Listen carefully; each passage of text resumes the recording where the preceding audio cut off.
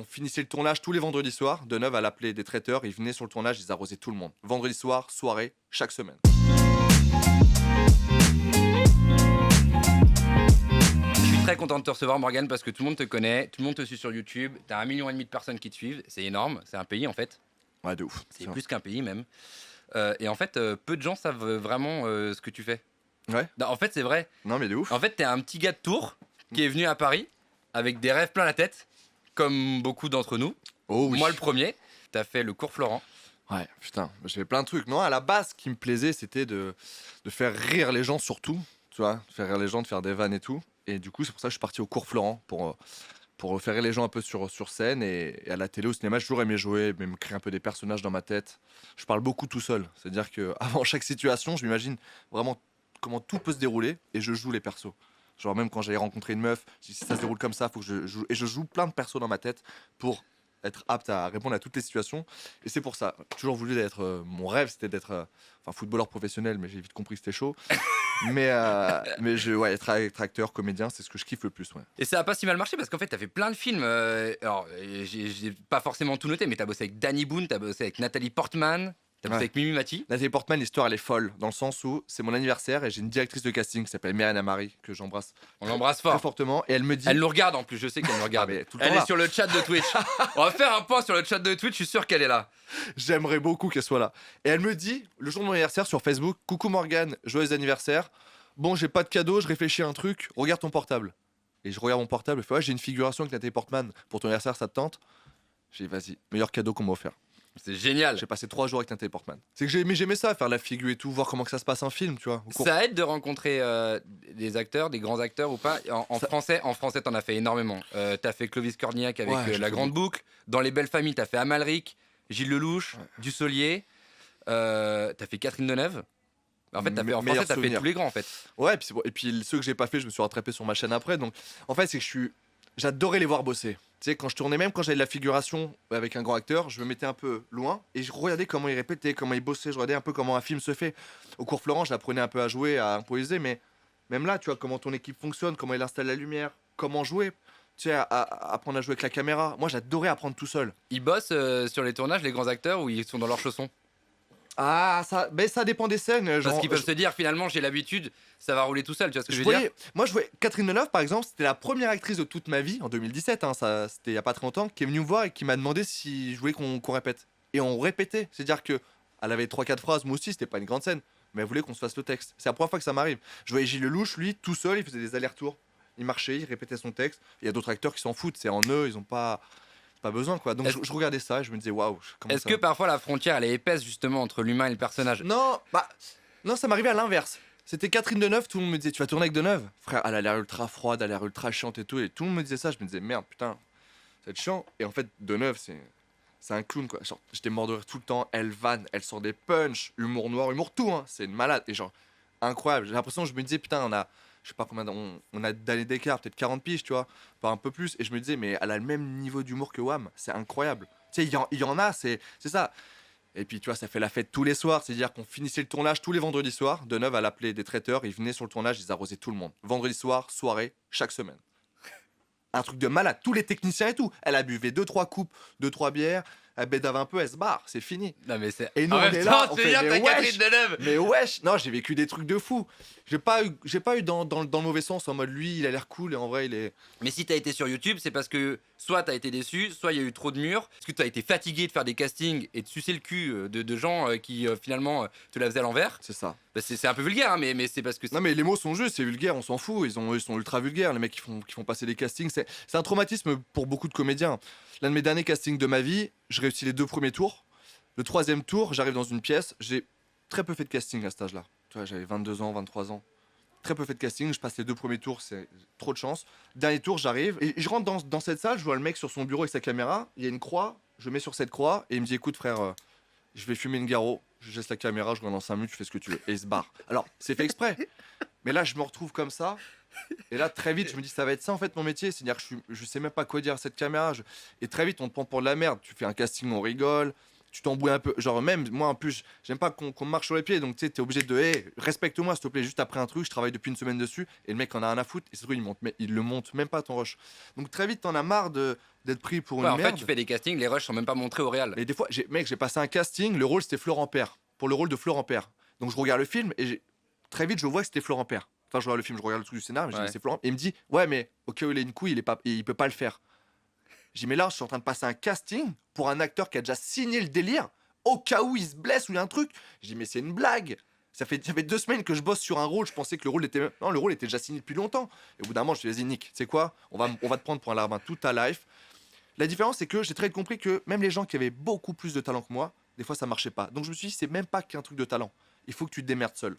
Et se démerder seul, c'est improviser tout YouTube. seul, faire rire les gens tout seul. Comment on peut travailler seul et être connu maintenant seul? C'est YouTube. J'avais pas de concept, du coup je faisais rien et le concept est arrivé vers moi et j'ai commencé à faire ça. Est-ce que tu penses que si tu lances ta chaîne aujourd'hui, tu aurais eu le même succès? Non. Est-ce qu'aujourd'hui c'est plus dur de faire ça? Je pense que plus on avance, plus c'est dur. Dans le sens où à l'époque, t'avais une petite webcam. C'est une pyramide. Ouais, t'étais un petit peu marrant, une petite webcam, ça passait. Maintenant, le niveau est tellement élevé que déjà, si ta vidéo, le son est dégueulasse, c'est mort. Si l'image est un peu dégueulasse, c'est mort. Donc, est-ce que le son est bon? Est-ce que l'image est bonne? Merci bien Lucas. Joué, et non, je pense que maintenant même Lucas nous, aux commandes. Même nous, on s'aperçoit, les grandes chaînes, même tu vois, on tournait avec MyFly Kaito il y a encore 2-3 jours, on en parlait de ça, sur YouTube, on ne prend plus d'abonnés. On ne sait pas pourquoi. YouTube, ça fait quelques mois, on ne prend quasiment plus d'abonnés. Est-ce que tu trouves que tu es plus libre de faire tes programmes sur YouTube que si tu devais les faire à la télé? Bien sûr, moi, les acteurs qui acceptent de tourner dans QSEC, notamment Laurent Baffy, les Patrick Sébastien, les Didier Bourdon, même les inconnus sur la chaîne, sur la vidéo du Rhum ou Eric Judor, ils l'ont fait parce qu'on est sur YouTube et parce qu'on a le droit. Ils sont tous tombés dingues quand j'ai réalisé le truc en mode on a posé 4 caméras et j'ai dit vas-y, maintenant on s'en balèque et on parle et on boit et on rigole.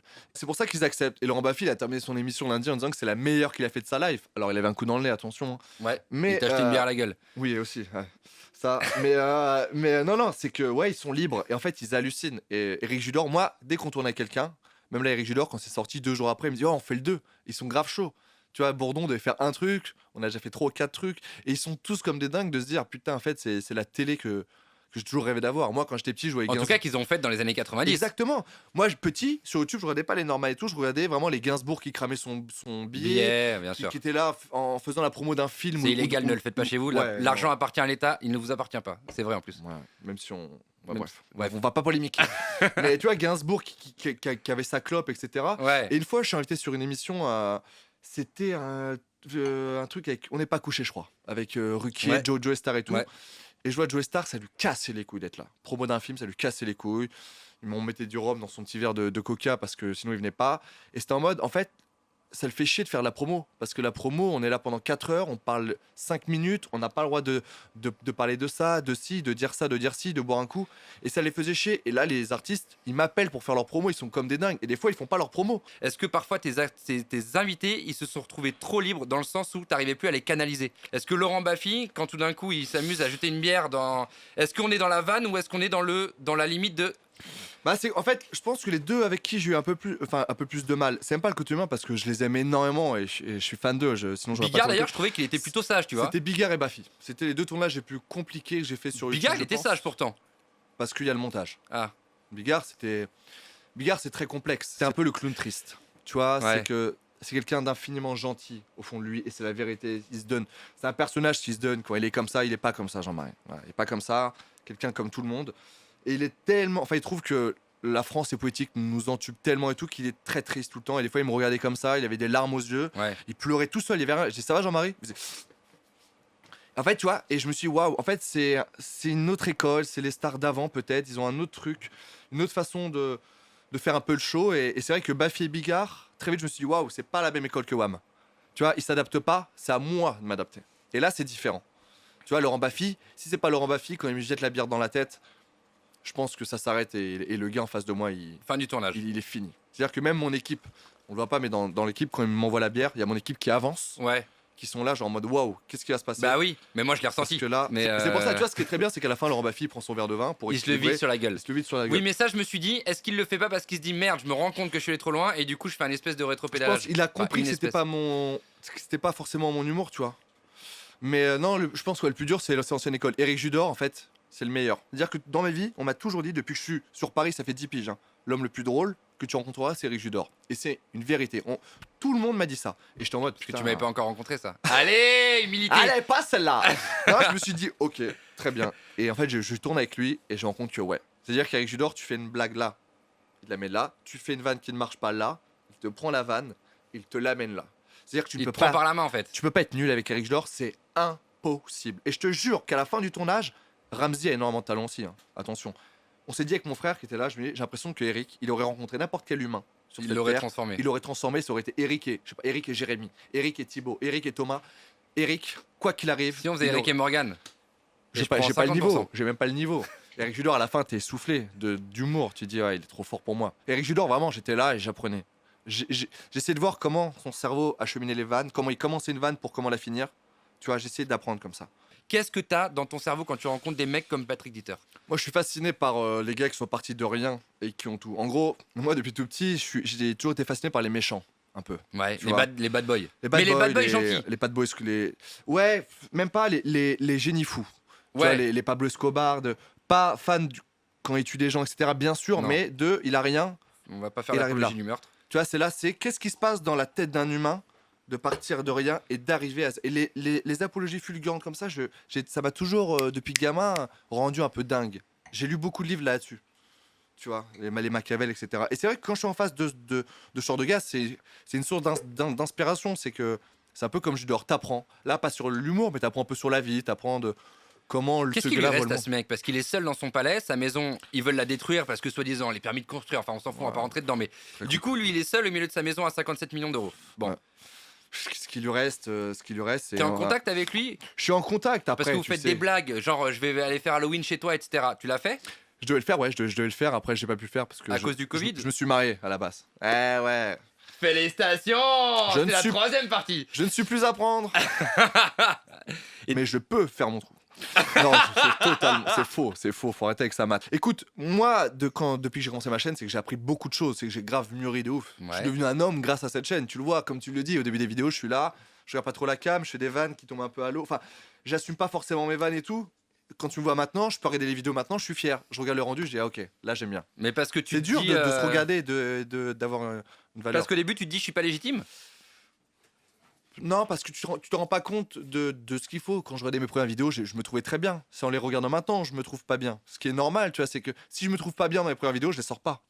Et c'est mes potes qui m'ont fait la remarque, qui m'ont aidé, hein, au bout de 4-5 épisodes, qui m'ont dit direct, écoute, on aime bien ce que tu fais, c'est très gaulerie de te voir dans YouTube, mais on dirait pas que c'est Watt.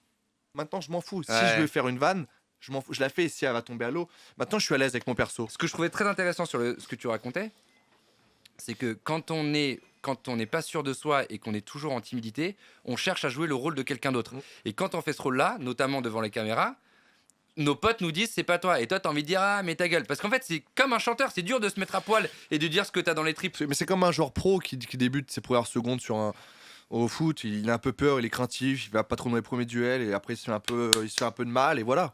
Je pense que c'est le mec qui arrive et qui maîtrise tout de A à Z de sa première apparition. C'est impossible. Soit c'est Ronaldinho, soit Enardon. Est-ce que les youtubeurs millionnaires d'abonnés font vraiment des millions? Mais non, c'est pas vrai ça. Non. Je crois que c'est 1000 euros le million de vues. Je C'est pense que je vraiment pourrais ça. être millionnaire avec. Je pourrais être millionnaire avec ma chaîne, je pense. Mais il faudrait 3-4 vidéos par semaine. Ouais. Non, faudrait 2 vidéos par semaine. En Je gros, pense- là, Je pense qu'à 2 toi, vidéos t'as une par société Ouais. sur laquelle tu rentres un chiffre d'affaires Mm. qui te permet de te verser un salaire. Mm. En gros, tu rentres quoi, 30-40 000 euros par mois? Ouais, c'est ça.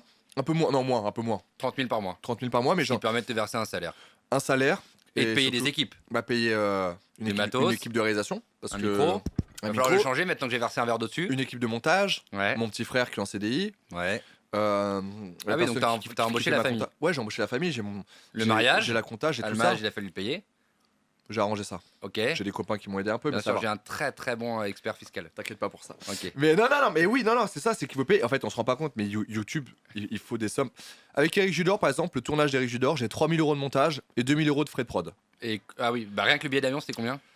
Alors, j'ai la chance, c'est que j'ai économisé 2 billets d'avion aller-retour sur les 3. Parce que t'as fait un partenariat. Ouais, exactement. Mais ça m'a coûté, ouais, il me coûte 5 000 euros, je crois, l'épisode un peu plus avec Eric Judor. Il m'a Ouais. rapporté 1 800 euros. Voilà.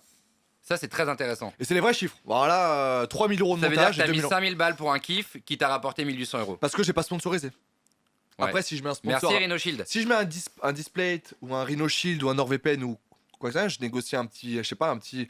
On va parler des chiffres, on s'en fout. Tu négocies un petit 12 000 ou 15 000 pour ta société à toi. Ouais.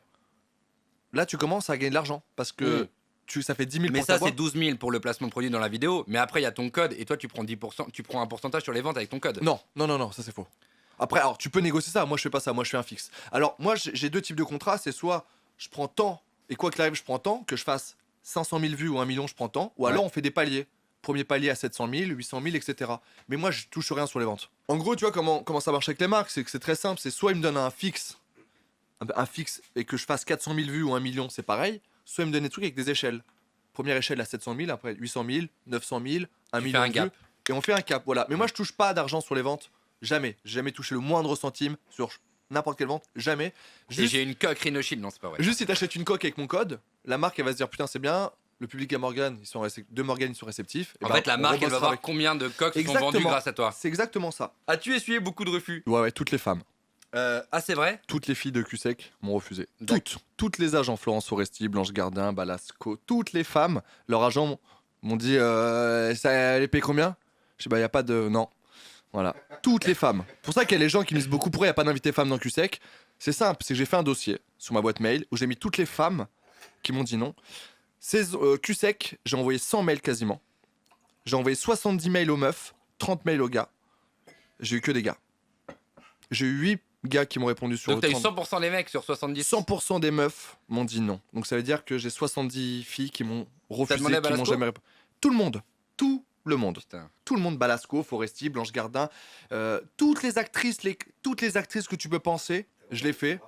Comment? On demande s'il y a demandé Christine Bravo. Non, je vais pas demander à Christine Bravo. Ah, pas encore demandé à Christine Bravo. On lui demande d'ailleurs, je crois qu'elle nous regarde, elle est là. Est-ce que tu vas essayer de faire venir Gérard Depardieu? Alors Gérard Depardieu devait venir.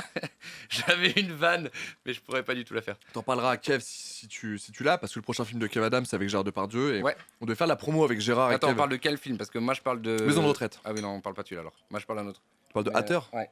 Hatter, c'est pas son film, c'est le film d'Amazon Prime et lui il joue dedans. Ouais, je sais. Ouais. Non, son film c'est Maison de retraite avec Jean-Luc Bidot, donc le professeur Strauss, pour ceux qui connaissent un peu H, et Depardieu. Et on devait le faire sur ma chaîne et Gérard était très chaud et je sais pas, il y a 2-3 semaines, Gérard était moins chaud. Il était très très chaud pour qu'on fasse la vidéo, il kiffait le concept, il avait vu en plus Gérard, avec c'est les très potes. Donc je dis pas non, c'est pas impossible. Parce que Mais Gérard, il est très très rare sur les. il a peur de YouTube, en fait il en a marre. Il en a marre d'avoir cette réputation du gros qui bouffe, qui boit, que tout le monde lui fait et qu'en fait il veut plus être sur une chaîne où il mange et il boit de l'alcool. Mais c'est con Même parce que du c'est vin, comme ça parce qu'on l'aime. Et non mais bien sûr, je pense bien sûr qu'il a une aura, il a un truc. Mais voilà, j'abandonne pas, je pense que je l'aurai. Mais j'aimerais l'avoir vite. Une vraie question sur YouTube, puisqu'on a parlé un peu d'argent, je me permets de rentrer dedans. Est-ce que YouTube c'est pas devenu une prison dorée? Je pense que oui. Alors c'est pas enfermé. Après je pense que le Voyez, on fait des vannes, et on fait des vraies questions. non, je pense que le danger de ça, c'est les gens qui n'ont jamais bossé avant. Je vois cette nouvelle génération un peu de gamers, de gameuses, On parle de Michou là. de meufs. Ah, Michou, c'est différent parce que Michou, il bosse. Les gens, c'est des gens qui ne l'aiment pas parce qu'il est jeune, parce qu'il fait des millions d'euros, parce que Michou, il brasse. Michou, il bosse, frère. Il fait que ça. Il bosse plus que moi, ça se trouve. Après, moi, je sais que j'aime pas, je préfère bosser peu, avoir d'autres idées que de bosser toujours. Michou, il bosse. Non, tu sais, tu parles là aussi à toutes ces filles qui ont des milliers d'abonnés sur Insta, des millions parce qu'elles sont juste belles, etc. Et ça, faut le dire, Instagram, c'est le réseau qui apporte le plus d'argent. YouTube, à côté, c'est de la daube. Insta, c'est le. Je touche des milliers par rapport à YouTube. Faut le savoir, Instagram, c'est ouf. J'ai peur pour ces gens qui n'ont jamais bossé, qui ont connu juste Ah ça. ouais, donc sur les 30-40 000 euros de chiffre d'affaires, on parlait juste de YouTube tout à l'heure. Ouais, bien sûr, mais moi, j'ai pas un gros compte Insta. C'est bon ça. Moi, j'ai pas un gros compte Insta et je suis un garçon. Donc moi Insta, Mais un slip de bain. Hein. je peux pas toucher plus que YouTube sur Instagram. Ouais. Après, Instagram, t'es payé pour 24 heures. Tu fais une story, c'est 24 heures. Et après, c'est fini. Le chèque, tu la vis, mais la story, plus personne ne l'aura jamais. Tu vois comment que ça marche. Ouais. Instagram, c'est énorme. Quand t'es une meuf sur Insta, une meuf qui a 400, 500 000 sur Insta, elle a le train de vie d'un, pas un footballeur non plus, mais c'est que Instagram, c'est ouf. Et je pense que les gens qui n'ont jamais bossé, qui ont commencé à bosser sur les réseaux, le jour où ça va un peu s'estomper et ralentir, ça va être Parce que ça compliqué pour eux. s'estompe. Moi, j'ai bossé dans le cinéma, dans le bâtiment, j'ai bossé dehors, j'ai bossé dans plein de trucs. Donc, Si ça s'arrête, tu relèves les manches et t'y vas. Je veux pas que ça s'arrête parce que j'en ai tellement chié avant que je me dis que Mais t'y je retournerais. peux pas. Mais je peux y retourner. Je pourrais y retourner, mais c'est tellement dur la vraie vie. Faut le dire aussi. Nous, on a un peu plus de chance, mais c'est dur les vrais Bien sûr travails. qu'on a de la chance, regarde, on a de la lumière, on a des gens qui s'occupent de nous, on nous de amène fou. du vin, on nous amène C'est- de la bouffe. Moi, je fais une chose quand je retourne dans ma famille, j'y retourne très souvent, c'est que je regarde la main, tu sais, des grands-pères et tout. Ils ont tout. Ma famille, ils ont tous des mains explosées. Ils ont des wads, ils sont comme as, tous. Avec les marques. Ouais, de ouf. Et je me dis, ouais, en fait, j'ai une belle vie. Tu vois, vraiment, j'ai une belle vie. Ça va peut-être s'arrêter, mais c'est pour ça que j'essaie de mettre un peu de l'argent à droite à gauche, de sécuriser ça. Parce que je me dis, le jour où ça s'arrête, si j'étais pas trop con, ça peut continuer encore un peu. Ouais, donc tu fais en fait comme. Mais comme tu as dit, c'est un pont doré assez ouf, ouais. C'est toujours plus à chaque fois YouTube. C'est qu'il y a trop de trucs. Il y a trop de trucs à l'époque. Jacasse, ils avaient une feuille de papier, ils se coupaient entre les doigts. C'était génial. Il y avait des millions de gens qui rigolaient. Maintenant, si tu prends pas un pétard que tu manges et qu'il explose dans ta bouche, ça marche. Tu vois, c'est que on a passé un cap. Maintenant, le truc ouf, ça suffit pas. Et en fait, je pense qu'on a tellement passé un truc que, hélas, le truc maintenant qui est super bien, ça marche plus. Faut que ce soit super bien, plus, de la mort qui tue de fou. Voilà, c'est ça. Il faut monter des trucs, faut aller dans les bases aériennes abandonnées, faut infiltrer des trucs secrets, faut traverser la Méditerranée. C'est plus ouf. dur pour toi? Tu sens des limites au Morgan VS? Tu sens des limites au truc de faire des. T'as fait 121 featuring. Ouais. Est-ce que tu sens des limites au concept? Est-ce que c'est pour ça aussi que tu En vrai, retournes je vers le pense cinéma? que moi, mon concept, je pense qu'il est Inépuisable. ouais, inépuisable. Je pense que ça s'arrêtera quand moi j'en aurai marre. Même si Pour là, l'instant, c'est pas le cas. je suis plus proche de la fin que du début, on va pas se mentir. C'est pour ça que je retourne aussi un peu à la fiction. Mais oui, non, je pense que mon concept, il est inépuisable. Et si quelqu'un le reprend dans quelques années, On lui souhaite bonne chance. s'il le fait aussi brillamment que moi, avec grand plaisir. La scène, c'est un truc qui pourrait être une suite pour toi? La scène One Man. Ouais. Je rêve de ça, c'était l'un de mes premiers rêves au cours Florent. Après, j'ai pas encore la maturité et les couilles de le faire. Mais non, je vais parler à beaucoup de potes et je le ferai peut-être parce que c'est un rêve et je veux réaliser tous mes rêves. Mais pour l'instant, j'ai pas le talent pour le faire, j'ai pas les couilles et je le ferai quand je le sentirai.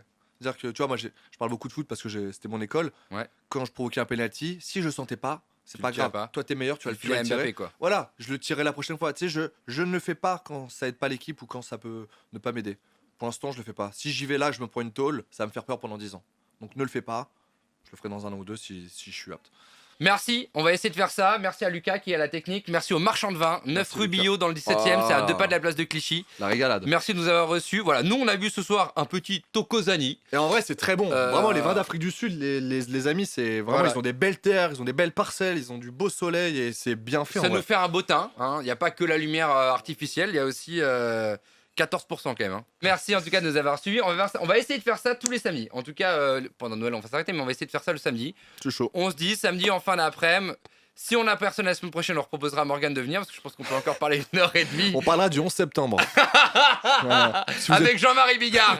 Ils seront ensemble. êtes pour ou contre, c'est pour ou contre. Simplement. On aura les deux avis sur ce plateau samedi prochain. Rendez-vous à 17h30. Merci à Lucas, merci Guillaume. Il y avait Johan qui est un des auteurs de cette émission, Morgane, Arthur. Merci à Clément le chef, Mathilde. On dirait le mec aux Oscars, tu sais. Non, et surtout un énorme merci à François et Adrien qui sont les deux patrons de l'établissement Ouais. et qui nous permettent de faire ça dans la cave du restaurant 9 rue Billot. Et il y a le Strobi en face si vous voulez. Enfin, rue Billot, de toute façon, toute la rue leur appartient. C'est comme le Monopoly. Ils sont à l'aise. Voilà, on vous embrasse. Fin du live. Allez, salut, à la semaine prochaine.